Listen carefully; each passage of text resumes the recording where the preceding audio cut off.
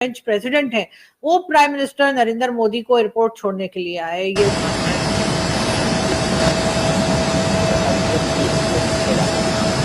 Mister Modi को airport छोड़ने के लिए फ्रेंच प्रेसिडेंट मैक्रोन है वो खुद आए। पीएम मोदी का कोई भी फॉरेन ट्रिप होता है ना तो उसको पूरी दुनिया के लिए वो मरकज़े निगाह बना हुआ। बात ये सारी कि इसको क्यों बढ़ाएं।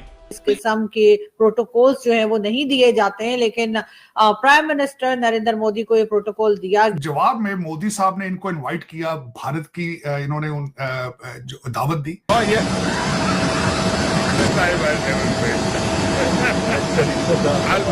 जो फ्रेंच प्रेसिडेंट है वो उनको एयरपोर्ट छोड़े आए, बल्कि उन्होंने मोदी जी को जादू की झप्पी भी दी।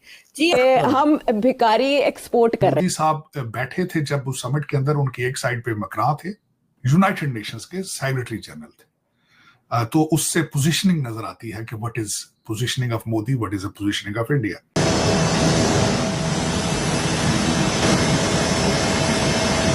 देखिए जनाब, ये प्रोटोकॉल तोड़ा है कि ये सिर्फ उसी वक्त पॉसिबल होता है जब आपकी इकोनॉमी अच्छी चल रही हो, जब आपकी कंट्री एक स्ट्रॉन्ग तरीके से आगे बढ़ रही हो। पाकिस्तान की मईशत तो बहुत बड़ा इशू था। पाकिस्तान ने एक सेक्टर में बहुत ज्यादा तरक्की की थी टॉप किया था वो बैगरी की है कि आर्टिफिशियल इंटेलिजेंस के लिए जो समिट किया गया उसमें 100 से ज्यादा कंट्रीज बताई जा रही हैं जिनको इनविटेशन गया और उसमें पाकिस्तान का नाम नहीं था। क्या कोई फ्रस्ट्रेशन है कि India has become so important, so relevant. जहां लोग अभी जिन्नात में और काले जादू में और काले बकरों में बिलीव करते हों, उनको आर्टिफिशियल इंटेलिजेंस की जरूरत नहीं होती।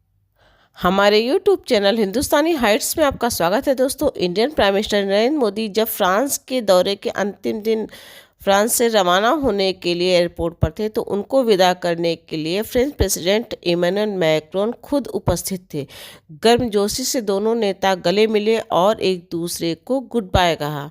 इस बात को लेकर पाकिस्तानियों में काफ़ी चर्चा हो रही है और पाकिस्तानी मीडिया हैरान परेशान है कि आज भारत ने अपना कद इस तरह कर लिया है कि अब फ्रेंच प्रेसिडेंट यानी कि डेवलपिंग वर्ल्ड का कोई भी प्रेसिडेंट ऊपर से श्वेत भारतीय प्राइम मिनिस्टर को विदाई देने के लिए एयरपोर्ट पर आया है। यह पाकिस्तानियों के लिए बहुत ही आश्चर्यजनक है। उनका मानना है भारत का पैसा बोल रहा है और ये बात सही भी है। अगर आपके पास दुनिया को देने के लिए कुछ है तो दुनिया आपके आगे झुकेगी ही, ना कि भीख मांगने वालों के सामने दुनिया झुकती है, जैसा कि पाकिस्तानी अपने भिखारी भेज भेज कर पूरी दुनिया को परेशान कर रहे हैं और दुनिया भर के देश इनके यहाँ कंप्लेन कर रहे हैं। डॉक्टर मोदी साहब के लिए आज फ्रांस ने वो कर दिया जो फ्रांस ने आज से पहले किसी कंट्री के लिए नहीं किया। जी बिल्कुल, प्रेसिडेंट मैक्रोन ने फ्रांस का प्रोटोकॉल मोदी साहब के लिए तोड़ दिया और वो स्पेशली मोदी साहब को ड्रॉप करने गए क्योंकि मोदी साहब निकल पड़े हैं जी ट्रम्प से मुलाकात के लिए। अगर हम फ्रांस और इंडिया की इस मीटिंग का क्रक्स निकालें तो जी मोदी साहब इस एशिया कंट्री में पहला ऐसा मुल्क इंडिया को बनाने वाले हैं जो अपना missile system, Pinaka missile system France को बेचना चाहते हैं। उन्होंने बाकायदा तौर पर फ्रांस की मिलिट्री को दावत दी है कि आप पिनाका मिसाइल को इंडिया में आके देखिए, अगर आपको पसंद आता है तो आप ये टेक्नोलॉजी इंडिया से ले लें। तो बहुत बड़ी बात है, फ्रांस की टेक्नोलॉजी पूरी दुनिया उसको मानती है। अगर हम बात करें इस ट्रिप की, बहुत ही फ्रूटफुल रहा। आईमैक कॉरिडोर को एक्सपैंड करने की बात की, मार्सी तक इसको एक्सपैंड किया जाएगा। एक कॉरिडोर बनाया जाएगा मुंबई से मार्से तक। मार्से जो है फ्रांस का बहुत ही हिस्टोरिकल सिटी है। इसको भी मोदी साहब ने जी बड़े अच्छे से कैश किया और कहा कि हमने 1914 में वर्ल्ड वार 1 में इंडियन सोल्जर को यहाँ भेजा था आप लोगों के डिफेंस के लिए, जिसमें 10,000 आज भी जो है यहाँ पर दफन है। तो इससे जो है मोदी साहब ने फ्रांस के ऊपर बहुत जबरदस्त प्रेशर बिल्ड किया कि इंडिया जो है फ्रांस के रिलेशनशिप कई सालों से चल रहे हैं। कि India has become so important, so relevant and the government in France does know that what kind of impressions will this create in India। कि जी फ्रांस का सदर जो है वो नरेंद्र मोदी को एयरपोर्ट छोड़ने आ गए। ये चीज़ जो है ये पहले होती थी डेवलपिंग वर्ल्ड में कि जब वो फर्स्ट वर्ल्ड से आते हैं लोग तो उनको जनाब एयरपोर्ट से लेते हैं, एयरपोर्ट छोड़ने जाते हैं, so on and so fourth. ठीक है जी, ये एक चीज़ है। अब उन्होंने कहा देखिए जी we have turn the tide. ठीक है जी, हमने तो चीज़ों को ठीक कर दिया है। अब देखिए फ्रांस के सदर को हमें छोड़ने आना पड़ता है क्योंकि देखिए जनाब, ये प्रोटोकॉल तोड़ा है। मैक्रोन ने प्रोटोकॉल तोड़ दिया, मोदी साहब को मार्सेई एयरपोर्ट से वॉशिंगटन के लिए सी ऑफ कर दिया and Modi's plane is now directed towards Washington. वो वॉशिंगटन की तरफ चल पड़ा। कोई भी मुल्क जो है वो आपको क्यों फेवर दे रहे हैं, वाई? एक सवाल पैदा होता है ना, क्यों फेवर दी जा रही है जी? ऐसा क्या है? कोई तो ऐसी चीज होगी। क्यों आपको ये देखें आप, लुक एट दिस, कैसे वो नरेंद्र मोदी को पूरी की पूरी फ्रेंच गवर्नमेंट दे रही है भाई? पैसे पैसे पैसे पैसे, बिजनेस डीलिंग, ये सारा कुछ है, दैट इज देयर।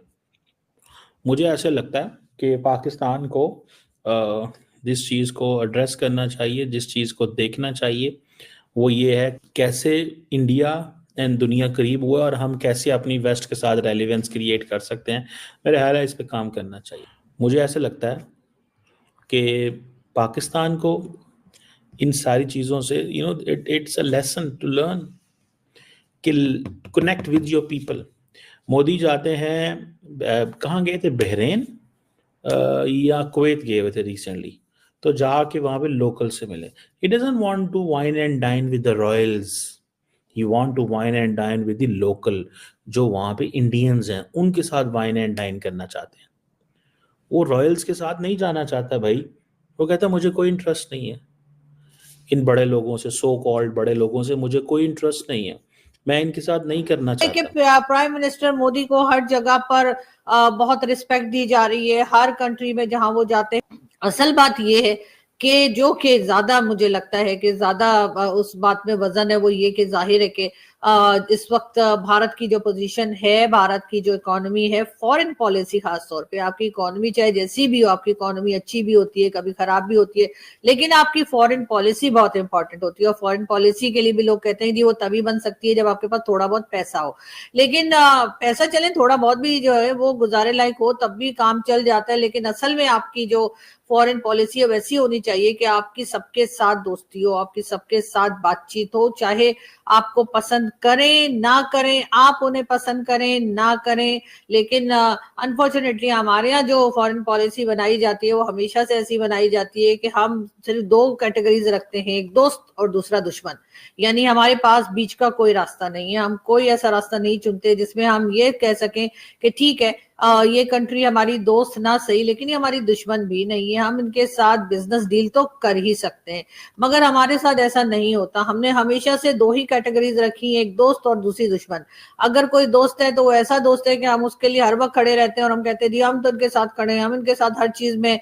और अगर दुश्मन है तो बस वो ऐसा है कि हमें हर वक्त यही बताते रहते हैं कि ये तो हमारे खिलाफ साजिशें कर रहे हैं। ये एक चीज जो हम लोगों ने पाकिस्तान में लोगों ने अपने दिमाग में बना रखी है, मेरा ख्याल है इसमें से निकलने की बहुत ज्यादा जरूरत है।